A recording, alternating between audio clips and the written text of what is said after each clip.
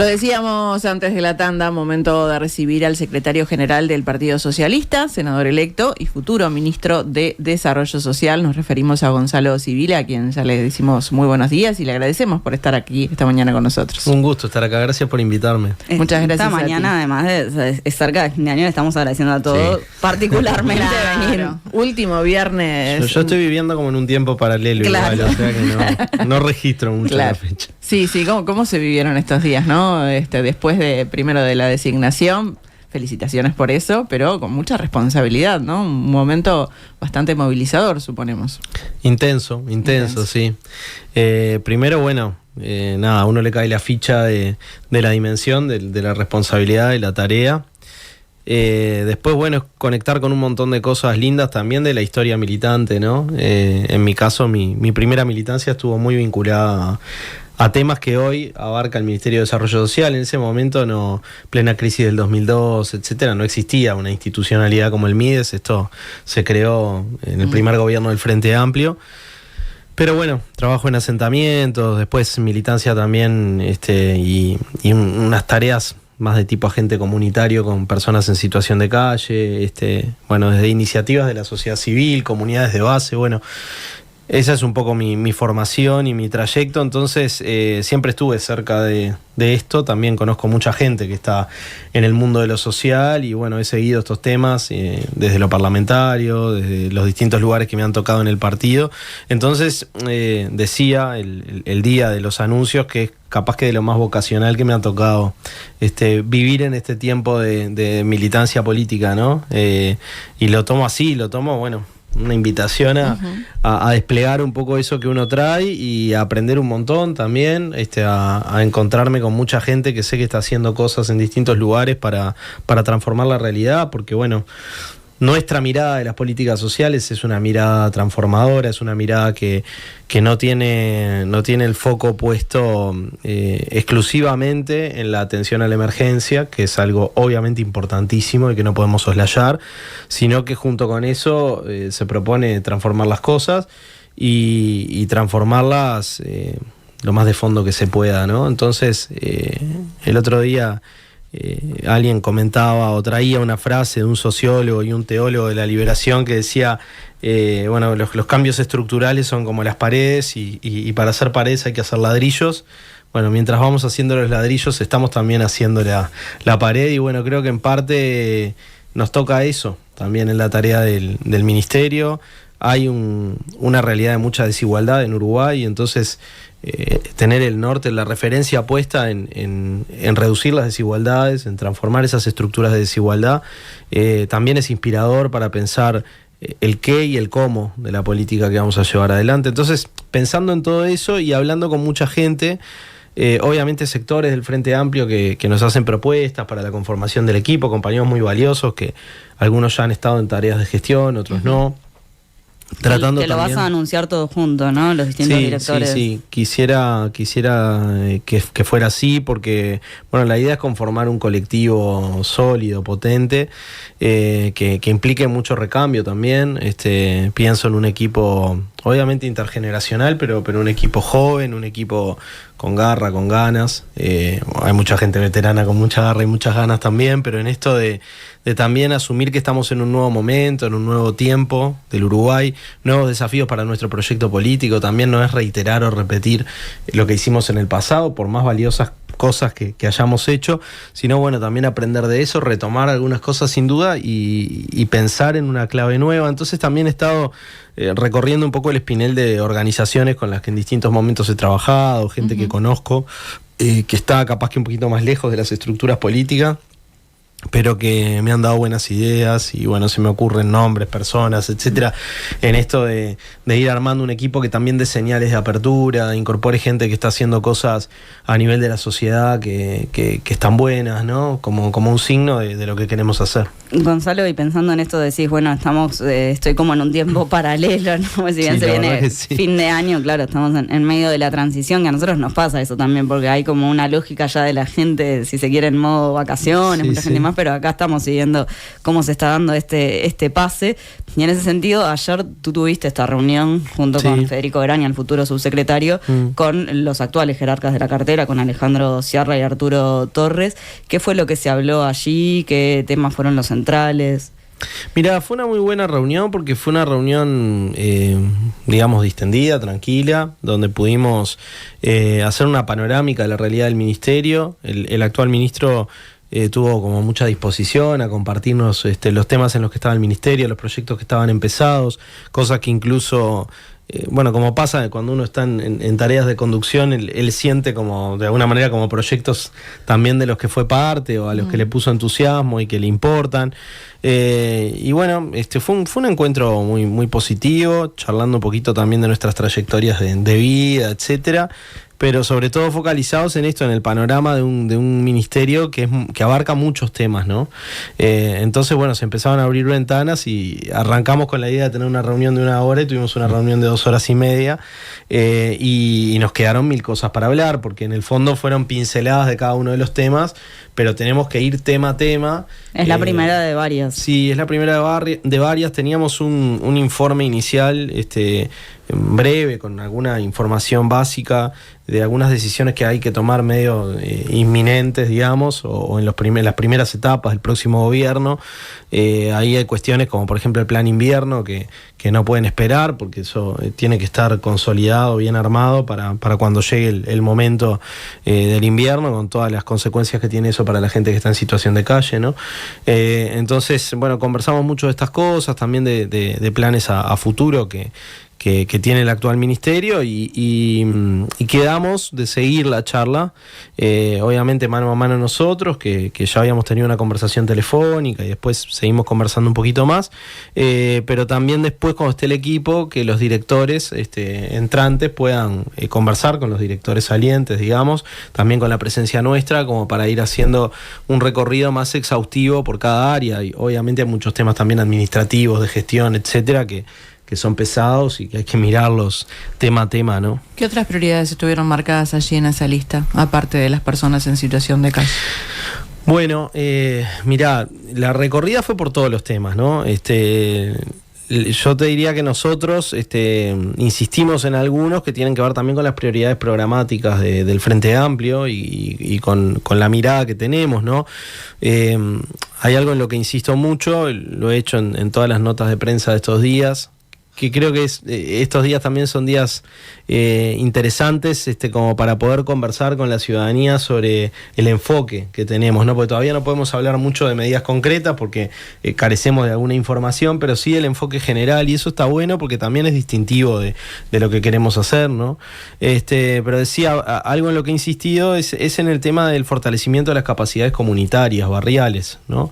O sea, hay mucha gente haciendo cosas, como decíamos hace un rato, y no está bueno pensar que el Estado es el único que hace, ¿no? Entonces parece que inventamos la pólvora, vamos con un programa, con un proyecto, a veces caemos más en aterrizaje que otra cosa, y hay un montón de gente que está en los lugares implicada en la realidad. Entonces, en esto de pasar de un modelo de intervención sobre la realidad a un modelo de implicación, que es algo que me entusiasma mucho, ¿no? La conversación, el diagnóstico compartido y también los proyectos compartidos con gente que está haciendo cosas en territorio es importantísimo. Entonces, parte de nuestras preguntas tenían que ver con el modelo de gestión territorial. Nosotros creemos que hay que hacer cambios importantes en eso, no solo respecto a lo actual, sino también respecto de etapas anteriores, porque estamos en otro momento, no simplemente por eso, ¿no?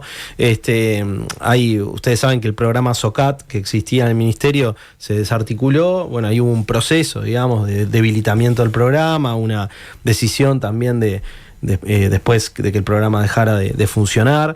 Nosotros hemos recabado, recorriendo el territorio, un reclamo, no necesariamente de la vuelta a los OCAT, pero sí de que existan espacios de articulación territorial diferentes a lo que está planteado hoy. Similares, quizá. Entonces estamos pensando cuál es la herramienta, el mecanismo, el diseño, ¿no? Algo que convoque en lo posible no solo organizaciones e instituciones, sino también vecinos y vecinas que quieran colaborar, aportar. Gonzalo, ahora te vamos a preguntar justamente sobre esto. Fue uno de los temas que preguntamos y después te sigo la lista. No, eso no, que ahora en minutos vamos a preguntarte justamente por los OCAT y la gestión territorial, pero ayer estuvo presente este tema, pues decías, para mí es muy importante lo que se está haciendo en territorio, las organizaciones sociales, y eso enseguida trajo la crítica de Ciarra, del actual ministro, ¿no? Que dijo al país esto de que se habían errado los caminos institucionales al haberte reunido primero con la coordinadora de ollas. ¿Eso salió ayer en la reunión? No, ya lo habíamos hablado por teléfono, en una conversación larga que tuvimos después de ese episodio, digamos. Él hizo una declaración puntual, fue una frase que bueno, después repercutió. Luego una directora del ministerio hizo Carolina declaraciones Murphy. más abundantes, digamos. Pero bueno, nosotros nos pusimos por un lado el objetivo de ponerle en estos días, la energía de uno es limitada, ¿no? Entonces, si tu energía va a estar focalizada en responder comentarios de este tipo, entras en una que no tiene nada que ver con lo que la gente espera de nosotros, me parece, en este momento, ¿no? Entonces, nosotros dijimos las cosas que teníamos para decir sobre la actual gestión durante todo este periodo de gobierno. No renunciamos, obviamente, a analizar, una vez que asumamos con toda la información arriba de la mesa, y evaluar programas actuales. Tenemos que hacerlo porque eso también es una herramienta para poder tomar decisiones. Y si hay algo en lo que haya que profundizar, etcétera, lo vamos a hacer. Pero nuestra perspectiva hoy no está en discutir con las actuales autoridades públicamente sobre si tenemos que hacer tal reunión o cual. Lo que hablábamos con Alejandro Ciarra el otro día en esa comunicación telefónica es que, bueno, en ese tema tenemos enfoques distintos, y seguramente en ese y en otros tenemos enfoques distintos. Es así, por algo también pertenecemos a colectivos distintos, tenemos ideologías distintas, miradas distintas a la realidad. ¿Como una señal entonces esto de reunirse primero con las ollas populares, por ejemplo? Como una señal. Sí, fue una señal, no en el sentido en que la tomó el actual gobierno, que allí, bueno, hubo como una relación con el tema de una denuncia, etcétera, que se había dado en el pasado, sino una señal en la línea de lo que estamos diciendo. Si nuestra perspectiva de la política social es una política de construcción con la gente que está en los lugares haciendo cosas, bueno, nadie puede negar que en la coordinadora de ollas populares hay gente haciendo cosas en los territorios. Todos trabajan de la forma que a uno le parece ideal, y bueno, no necesariamente, ni ahí ni en ningún lado. O sea, nos reunimos el otro día con el cardenal Sturla, tuvimos una reunión que la generaron entre el cardenal y el presidente de la República, a la que me invitaron para participar en una etapa de la reunión, una parte de la reunión donde se hablaron los temas sociales. ¿Por qué es importante esa reunión, la participación de la Iglesia? Y es importante por todo el trabajo que hace la Iglesia Católica en territorio, ¿no? Uno mira la cantidad de obras sociales que tiene la Iglesia Católica en el territorio, en todo el país, y es realmente muy grande. Hay proyectos de distinto tipo. En esto de la mirada que uno pueda tener sobre los proyectos, algunos de repente son muy coincidentes con la forma que nosotros tenemos de ver algunas cosas y otros no. Ahora, nadie puede negar la presencia territorial de la Iglesia Católica, el trabajo social de la Iglesia Católica. Hablamos, por ponerle un caso, yo obviamente conozco muchas de estas obras también por mi trayectoria militante anterior, el tema penitenciario, por ejemplo, ¿no? Ahí hay todo un capítulo que dentro de la Iglesia Católica se denomina pastoral penitenciaria, que tiene que ver con un trabajo hacia las personas privadas de libertad, que fue parte de la conversación. El tema calle, donde también hay muchas iniciativas, bueno, temas vinculados a infancia, a salud mental, a adicciones, en fin, no podemos ignorar ese aporte, y así como hablamos con el cardenal Sturla, vamos a hablar con autoridades de distintas instituciones, organizaciones. Estamos abiertos a todos los diálogos porque esa diversidad también nos enriquece, ¿no? Acá no hay un solo actor, ni dos actores, ni tres. Algunos podrán ser más grandes que otros en términos de la dimensión del trabajo que realizan. Con algunos podremos coincidir más en algunos enfoques, con otros menos. Pero lo importante es conversar con todos los que están haciendo cosas que impactan en la vida de la gente, en los temas que hacen al ministerio, que son muchos, ¿no? Entonces, la coordinadora de olla fue la primera reunión que decidimos tener. Evidentemente el vínculo entre la coordinadora y el actual gobierno no fue un vínculo bueno, y eso es obvio, y también todas estas repercusiones dan cuenta de lo mismo. Entonces, bueno, también a veces uno tiene que tener gestos que de alguna manera reparen la relación, porque vamos a necesitar de esa relación. La necesita la gente que está en territorio haciendo cosas, la necesitamos nosotros si queremos tomar decisiones informadas, no informadas desde un escritorio, desde un informe estadístico, que también lo vamos a hacer, lo vamos a leer, y la evidencia y el estudio académico, científico, técnico es re importante, pero tenemos que tener esa mirada de gente que además muchos de estas personas han sostenido, y de estos colectivos han sostenido la emergencia en momentos muy, muy duros, muy difíciles, ¿no? A veces con un escarbadiente. Entonces, eso, uno tiene un respeto por eso, y además, algo que me importa decir es que muchos de esos proyectos han venido también asumiendo nuevas tareas. Y eso es algo que nos entusiasma pila, porque yo converso mucho con Mercedes Clara, que es una referente para mí en materia de política social, además de una gran amiga. Que está ahora al frente de la Dirección de Desarrollo Social de la Intendencia de Montevideo. Ha hecho un enorme trabajo ahí, ha transformado ese departamento. Y Mercedes, una de las líneas de trabajo que implementó la Intendencia, pero ella se puso al frente de esto, es una línea que se llama Fondos por Más, que justamente las organizaciones, las ollas agrupadas en redes, distintas redes de ollas que existen, se presentan al desarrollo de proyectos que no tienen que ver solo con lo alimentario, ¿no? Entonces, organizaciones, instituciones, colectivos que hasta ahora han trabajado en atender la emergencia alimentaria, se pueden proyectar también en cosas tales como proyectos de educación popular, proyectos culturales, proyectos sociolaborales que permitan que la gente que va a la olla también pueda empezar un camino de salida de esa situación.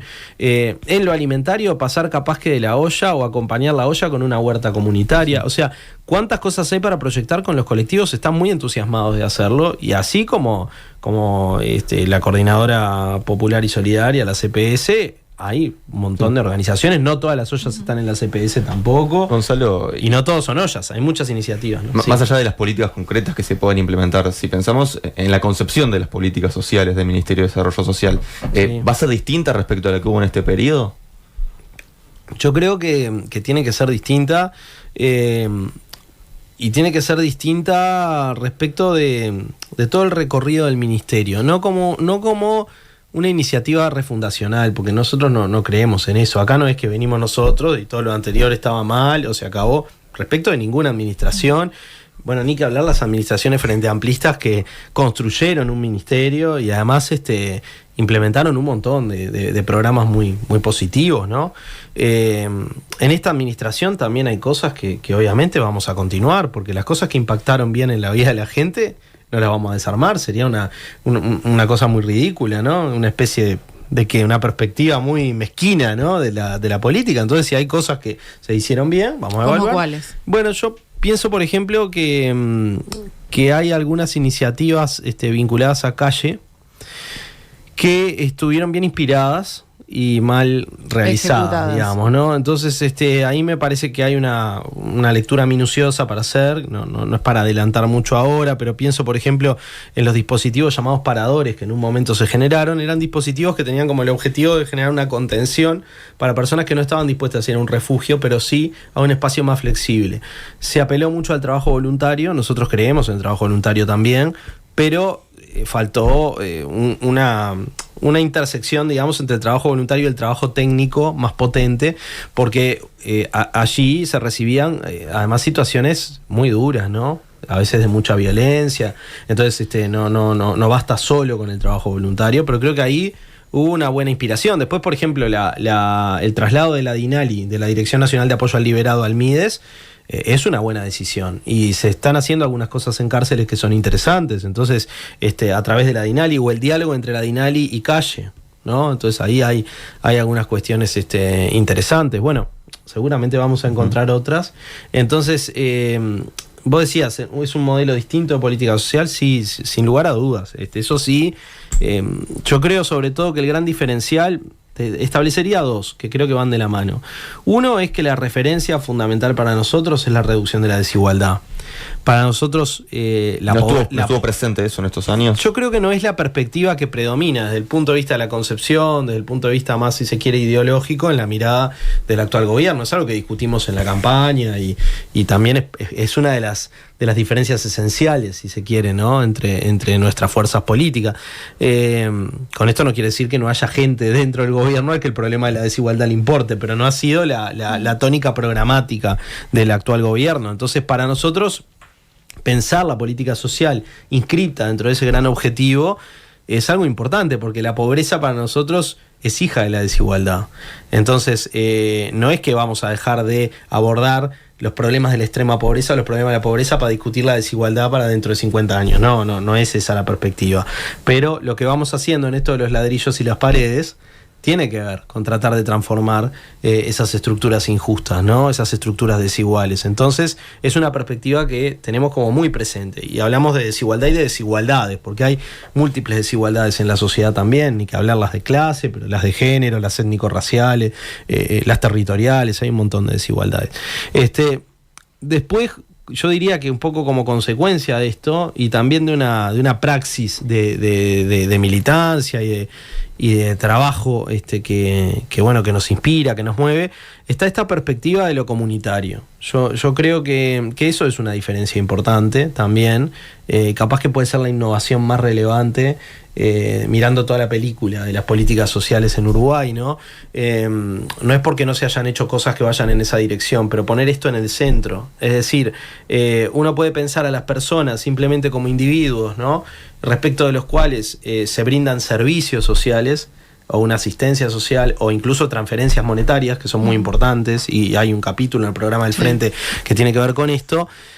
También podemos pensar que no nos salvamos solos, ¿no? Y que no hay forma de construir salidas sustentables que transformen estas realidades tan duras que vivimos si no es en colectivo, si no es en comunidad, si no es fortaleciendo los lazos, el entramado social.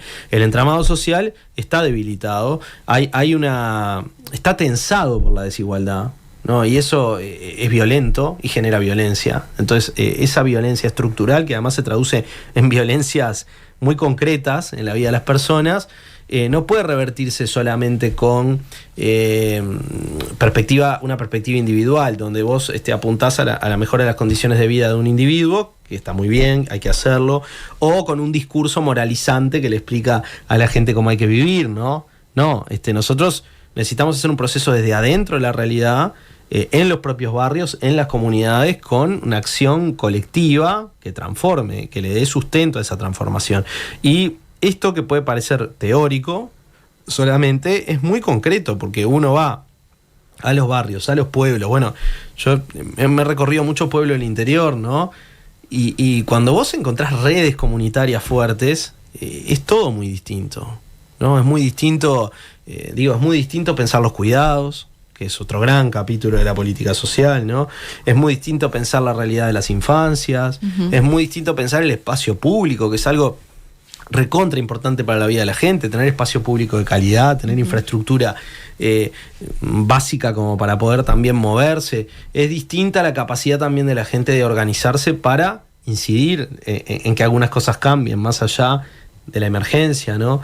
E incluso la emergencia también se vive diferente. Cuando hay redes que sostienen, es diferente, ¿no? Es por ahí el cambio cuando decís, Gonzalo, esto de que lo has planteado en otros programas, en otras entrevistas, y lo decías recién también acá, que no se va a repetir lo que se ha hecho necesariamente en los gobiernos del FANI. En este gobierno tiene que ver con esto, con el papel que van a tener distintos actores comunitarios. Sí, yo me lo imagino así. Después viste que la dinámica de la realidad, capaz que te vas encontrando otros desafíos y decís, bueno, en realidad la clave está por acá o por allá, y uno va descubriendo nuevas claves, no es una clave sola. También cuando digo eso no lo digo en sentido despectivo de nada de lo que se hizo, ¿no? Quiero ser muy cuidadoso de eso, porque si no parece que uno va a inventar la pólvora y en realidad no es así. Acá hay una acumulación, pero sí, yo creo que la impronta esa comunitaria y de fortalecimiento barrial, etcétera, sí, es una clave. me parece que el trabajo en red con organizaciones de la sociedad civil, no solamente gestionando proyectos, porque acá, en el MIDES hay muchas organizaciones de la sociedad civil involucradas en la gestión de proyectos, sino diseñando la política pública, compartiendo, cogestionando, ejecutando juntos, controlando también la política pública. Es muy importante. Para nosotros la participación no puede ser un problema nunca, ¿no? Los que ¿Cómo somos se de hace izquierda, eso de cogestionar? Porque justamente es algo que este gobierno ha criticado mucho, ¿no? Por ejemplo, en la educación, bueno, que no se puede cogestionar con los sindicatos. Bueno, ¿cómo se hace para cogestionar con organizaciones sociales? Y bueno, lo primero que creo que es necesario es confiar en la gente, ¿no? Confiar en la gente, confiar en los saberes de la gente.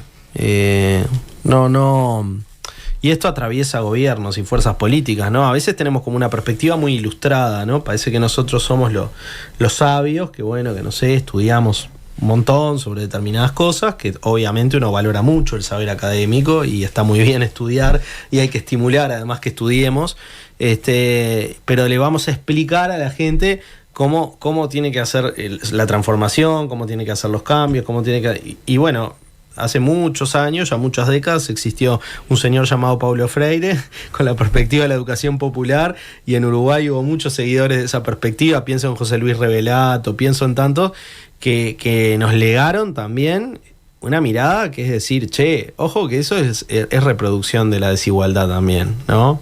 Y de la opresión, porque cuando vos pensás al otro como un sujeto prácticamente pasivo, carente de, ¿no? Como un sujeto carente, ¿no? Al que yo le vengo a dar lo que le falta, estás también prefigurando un tipo de sociedad que no tiene que ver con lo que nosotros queremos. Entonces, aprovechar esa riqueza, digo aprovechar en el mejor sentido, ¿no?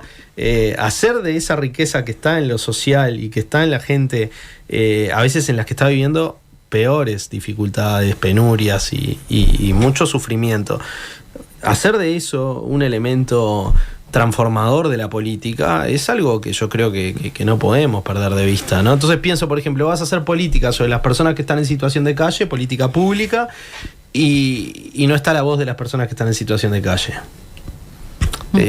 No, tiene que estar, o sea, es difícil, sí, claro, porque hay voces que están recontrasilenciadas, porque también a veces no estamos, las herramientas para poder hacer de lo que uno siente, piensa o vive una voz faltan. Bueno, y hablando de voces silenciadas, ¿no? Recién mencionabas a las infancias también, ¿no? ¿Cómo se va a trabajar desde el MIDES el tema de pobreza infantil? ¿Qué tema, no?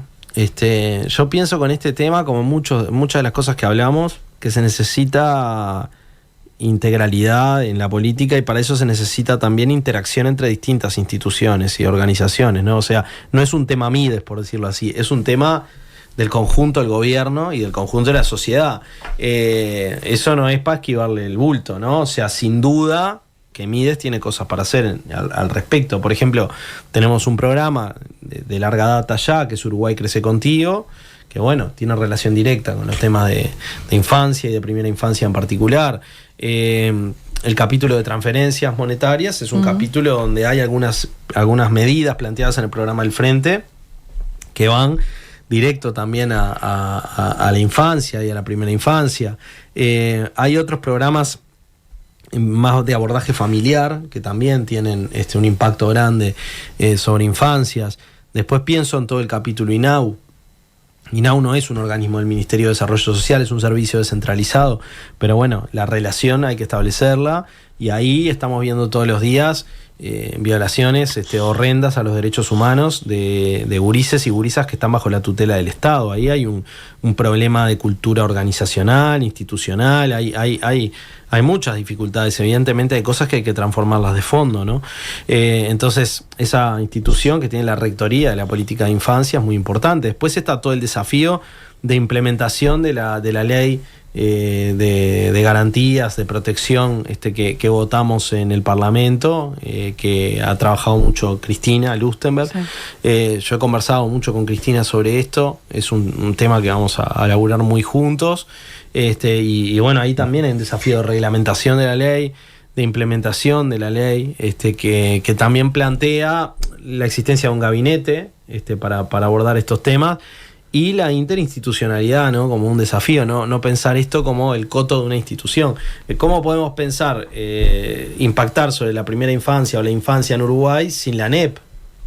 Imposible. Y si sin pensamos... ACE, que son instituciones que además tienen muchos recursos, seguramente necesiten más también, porque realmente lo que hacen es importantísimo y abarca todo el territorio nacional, un montón de centros, ¿no? Pero bueno, si no está salud en la ejecución, no está educación con los actores que están en la cotidiana, en contacto con la realidad de los niños, las niñas y los adolescentes, no se puede. Bueno, lo mismo con el INAU, lo mismo con otras políticas, y bueno, el ministerio ni que hablar, que tiene programas y tendrá que profundizar también en la mirada sobre estos programas para que impacten, ¿no? Y si vamos a lo que tiene que ver con la asignación de recursos justamente para primera infancia, por ejemplo, durante esta administración se asignaron 50 millones de dólares, pero en varios organismos estos fondos no se han ejecutado.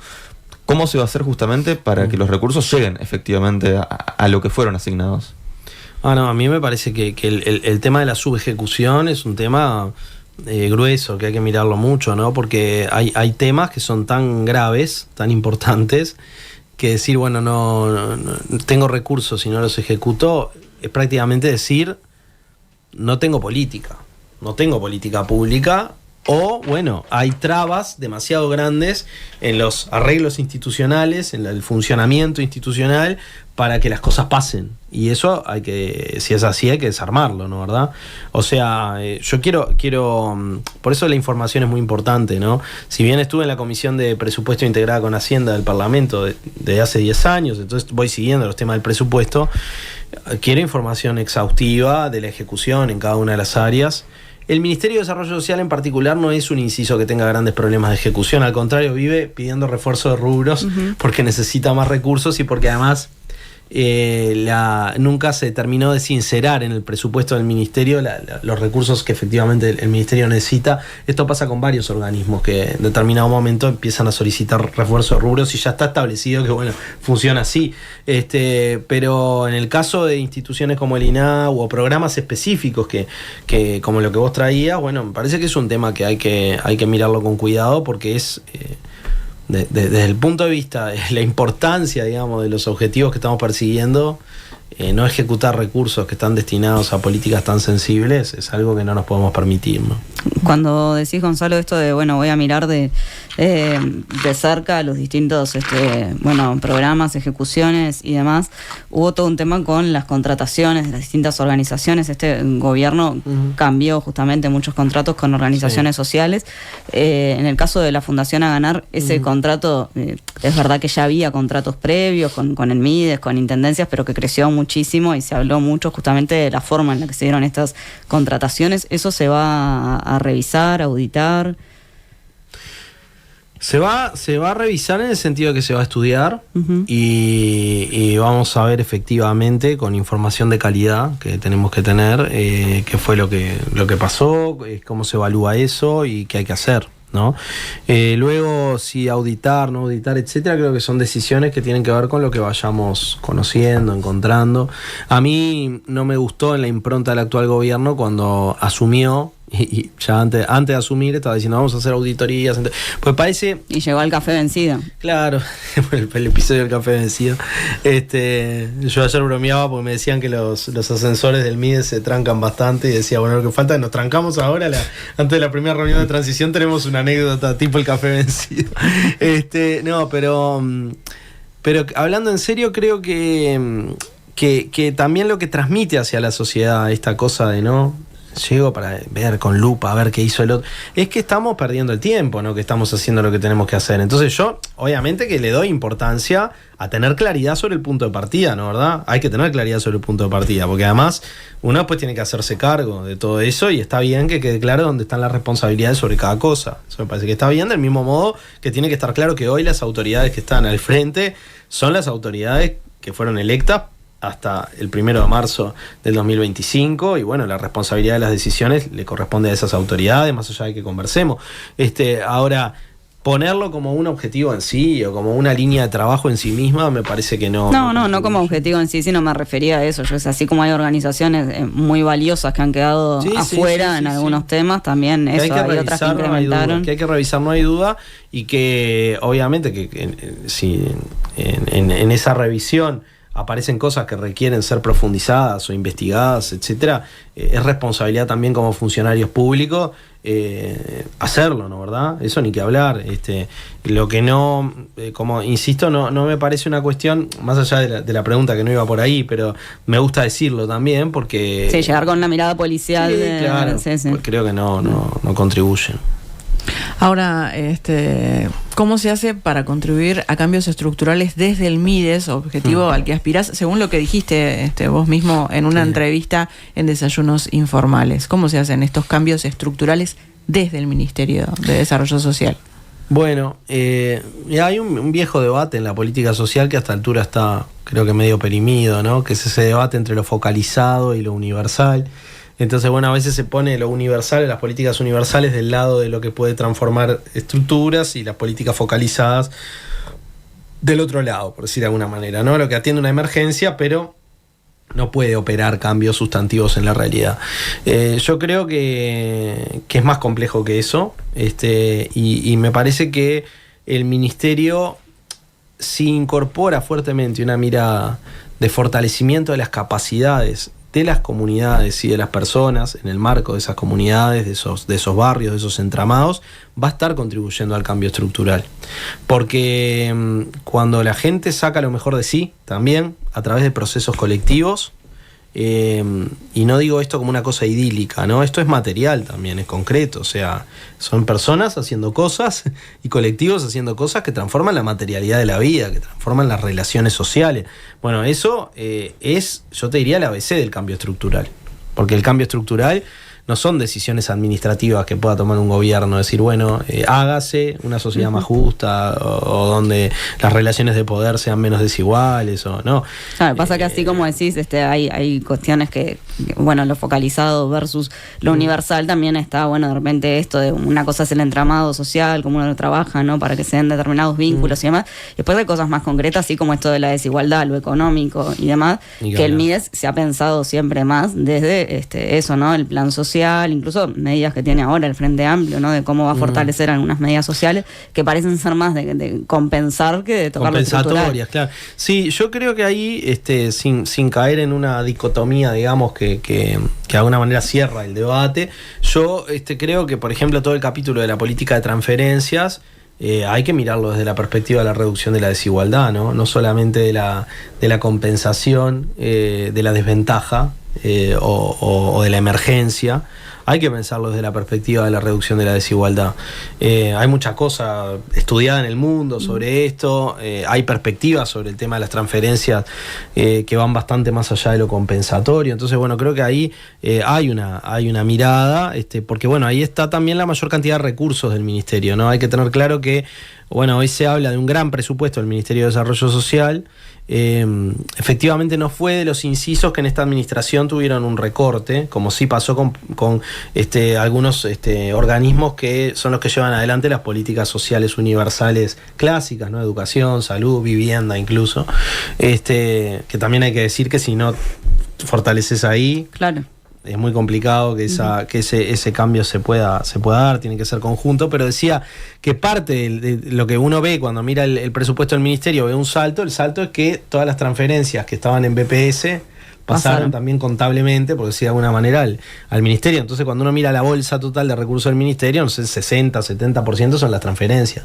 Entonces, bueno, cómo se lleva adelante esa política, cómo se consolida un sistema de transferencias que tiene que optimizarse también para llegar a quien tiene que llegar, para ser bien efectivo en sus objetivos, pero que además tiene que estar atravesado por esta perspectiva de la reducción de las desigualdades, creo que importa. Después pienso en todo el capítulo de las desigualdades estructurales entre varones y mujeres, ¿no? La política de cuidados, bueno, sí podrá aportar a una transformación estructural en ese sentido, ¿no? Si los cuidados los miramos desde una perspectiva social, comunitaria, etcétera, bueno, dejan de ser el problema de una mujer que tiene que hacerse cargo de hijos, viejos, personas en situación de discapacidad, etcétera, y que por ende no tiene autonomía económica básica, no puede trabajar fuera de su casa, hace un trabajo que es absolutamente no remunerado. Bueno, el sistema de cuidado fue debilitado, y una de las cosas que se criticó al comienzo de la gestión fue justamente que se unió con el PRONADIS, con el Programa Nacional de Discapacidad. Nosotros creemos que eso es un error. Se va a separar nuevamente. Sí, el programa del Frente plantea eso, y obviamente lo vamos a hacer. Aparte, estamos totalmente de acuerdo, ¿no? No son dos áreas que puedan funcionar como si fuera una cosa sola. Y eso creo que, a ver, de alguna manera expresa una concepción sobre los cuidados también que no compartimos, pero bueno, la política de cuidados es una política donde podemos, yo creo que, impactar sobre la desigualdad de forma sustantiva, sobre la desigualdad esta estructural que decíamos entre varones y mujeres, en la división sexual del trabajo, en un montón de aspectos que hacen a la vida cotidiana de las personas, sobre la desigualdad de clase también, ¿no? Porque no es el mismo el efecto, el peso de los cuidados en los sectores más pobres de la población que en los sectores que tienen más posibilidades también para pagar servicios.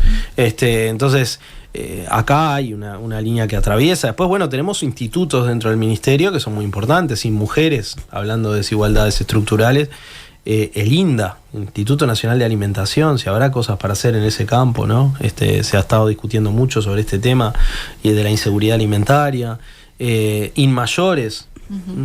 Yo creo que ahí hay otro foco para poner. ¿Se aspira a que desaparezcan las ollas populares? Se aspira a que la gente pueda comer en su casa, digamos, pueda comer como quiera comer. Y eso implica la desaparición. Claro, o sea, obviamente que nosotros no... En el mejor sentido, lo digo. Sí, nosotros no queremos que la persona dependa ni de una olla ni de una política pública específica de alimentación para poder comer. Lo que tiene que suceder para que eso cambie es que mejoren los ingresos de las personas, que también la realidad de muchos trabajadores y trabajadoras informales, sobre todo, ¿no? Que están fuera de la cobertura de la protección social, cambie. Ese es un foco. Lo hemos conversado con Gabriel Odone, que va a ser el ministro de Economía. Él tiene una preocupación sobre este tema, lo ha planteado públicamente más de una vez. ¿Cómo ves esa relación con Odone desde el Ministerio de Desarrollo Social? La veo como una relación importante, muy importante, más allá de las personas, es una relación importante desde el punto de vista del éxito de los programas, de los proyectos, pero además, bueno, las oportunidades que he tenido, yo no conocía prácticamente a Gabriel Odone, pero las oportunidades que he tenido de conversar con él en este tiempo, de hecho vamos a seguir haciéndolo ahora en estas horas. ¿Te juntas hoy?